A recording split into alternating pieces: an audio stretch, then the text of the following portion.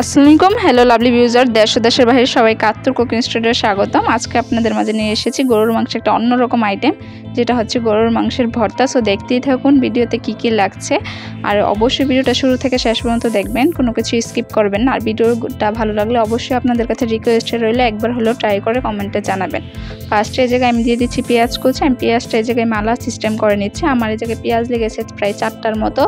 আর কিছু রসুন দিয়ে দিচ্ছি, একটা ছোটো রসুনের অর্ধেক রসুন আমি দিয়েছি চুচা সহ, আর অর্ধেক রসুন দিয়েছি চুচা খুলে। আর কিছু পরিমাণ দিয়ে দিচ্ছি কাঁচা মরিচ, আর এই জায়গায় দিয়েছি শুকনা মরিচ। অবশ্যই এটা আপনাদের ঝালের টেক্সটটা অনুযায়ী। আর আমি এই জায়গায় আদা কুচির পরিবর্তে দিয়ে দিচ্ছি আদা পেস্ট, আপনারা চাইলে আদা কুচি ইউজ করতে পারেন। আর এই জায়গায় আমি প্রায় 1 কাপের মতো মাংসর কিমা দিয়ে দিচ্ছি ছোট ছোট করে, একদম থেতলে নিয়ে, হ্যামার দিয়ে থেতলে নিয়ে তারপরে দিয়ে দিচ্ছি গোশগুলো।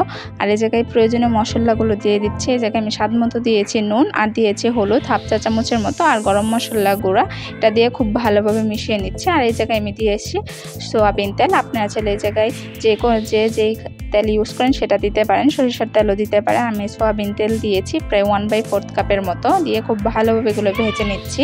আর এটা কিন্তু খুবই মজাদার একটা ভর্তার রেসিপি। গরুর গোশের তো অনেক আইটেমই ট্রাই করেছেন, এবার না হয় গরুর গোশের ভর্তাই ট্রাই করবেন। যেহেতু কিছুদিন আগেই আমাদের কুরবানি গিয়েছে, তো সবার বাসায় কম বেশি গোশ থাকবে। আর গোশ দিয়ে যদি এরকম একটা মজার একটা আইটেম হয় তাহলে তো কোনো কথাই নেই।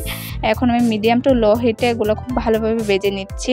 আর দেখতেই পাচ্ছেন যে এটা কিন্তু খুব ভালোভাবে ভাজা হচ্ছে। আর অবশ্যই গরুর গোশটা হ্যামার দিয়ে একটু চাপ দিয়ে নেবেন, যাতে করে থেতলে হয়ে যায়। আর এই ভর্তাটা কিন্তু খুবই টেস্ট হয়ে থাকে, বিভিন্ন নামি দামি হোটেলে এটা দিয়ে থাকে। আর এটা মাস্ট বি ট্রাই করবেন। আর কে কোন জায়গা থেকে দেখছেন ভিডিওটা অবশ্যই কমেন্টে জানাবেন, আমার এগুলো পড়তে খুবই ভালো লাগে। আর নতুন যারা রাঁধুনি আছেন তাদের জন্য আমার এই ভিডিওতে টিপস অ্যান্ড ট্রিক্স সব কিছুই দেওয়া আছে, দেখে তারপরে তৈরি করে ফেলবেন। আর যারা পুরাতন আছেন তাদেরকেও বলছি ভিডিওটা স্কিপ না করে শুরু থেকে শেষ পর্যন্ত দেখে আপনারাও ট্রাই করবেন। আপনাদের কাছে এটা একটা রিকোয়েস্ট আমার, যে ট্রাই করে কমেন্টে জানাবেন একবার হলেও। আর এটা দেখতেই পাচ্ছেন খুব ভালোভাবে ভাজা হয়ে যাচ্ছে। এর জায়গায় আবার অনেকে বলতে পারেন যে কাঁচামরিচটা অ্যাভয়েড করলে যদি শুকনো মরিচ দিয়ে করেন তাও হয়, সমস্যা নেই। কিন্তু এটা দুই মরিচ দিলে এটা ফ্লেভারটা খুবই ভালো আসে। আর যারা জাল কম খান তারা জালের পরিমাণটা কম দিয়ে দিবেন। আমার এটা এখন ভাজা হয়ে গেছে। ভাজা হলেই বুঝবেন যখন তেল ভেসে যায় তখন যে এটা ভাজা হয়ে এসেছে। আমি এই জায়গায় প্রায় 1 কাপের মতো পানি দিয়ে এটা সিদ্ধ হতে দিব। এই জায়গায় আমি ঢাকনা দিয়ে দিব। এই জায়গায় আমি হাই স্পিডে দিয়ে দিচ্ছি প্রায় 10 থেকে 12 মিনিটের মতো। 12 মিনিটের পর দেখতেই পারবেন পানিটা শুকিয়ে এসেছে আর ভাজা হয়ে এসেছে। পানিটা দেওয়ার কারণ হচ্ছে যাতে এটা সিদ্ধ হয়ে যায়। আর এই জায়গায় আমি স্বাভাবিক তাপমাত্রার পানি ইউজ করছি, রুম টেম্পারেচারে, কোনো ধরনের গরম পানি ইউজ করছি না। আর আমি যেহেতু গোশতে 1 কাপ দিয়েছি সেই অনুযায়ী আমি পানিও 1 কাপ দিয়েছি। আর এটা দেখতেই পাচ্ছেন পানিটা কিন্তু প্রায় কমে এসেছে। এখন আমি খুব ভালোভাবে নাড়াচাড়া দিয়ে নিচ্ছি।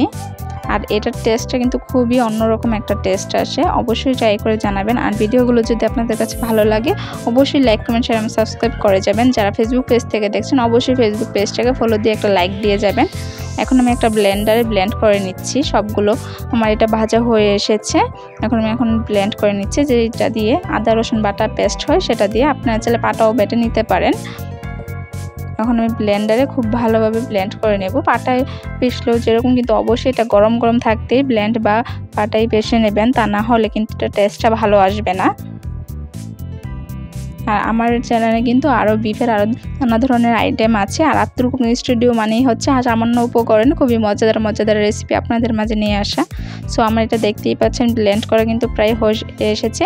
এই জায়গায় আমি হাই স্পিডে 2বার ব্লেন্ড করে নিচ্ছি। এখন কিন্তু আমি ছোট গোল করে নিচ্ছি, যেরকম হোটেলে করে থাকে। আর এটা খেতেও খুবই মজাদার। ফাইনাল লুকটা দেখতেই পাচ্ছেন। আজকে এতটুকুই। সবাই আমার ফ্যামিলির জন্য দোয়া করবেন, আমি আপনাদের ফ্যামিলির জন্য দোয়া করি। আসসালামু আলাইকুম। আল্লাহ।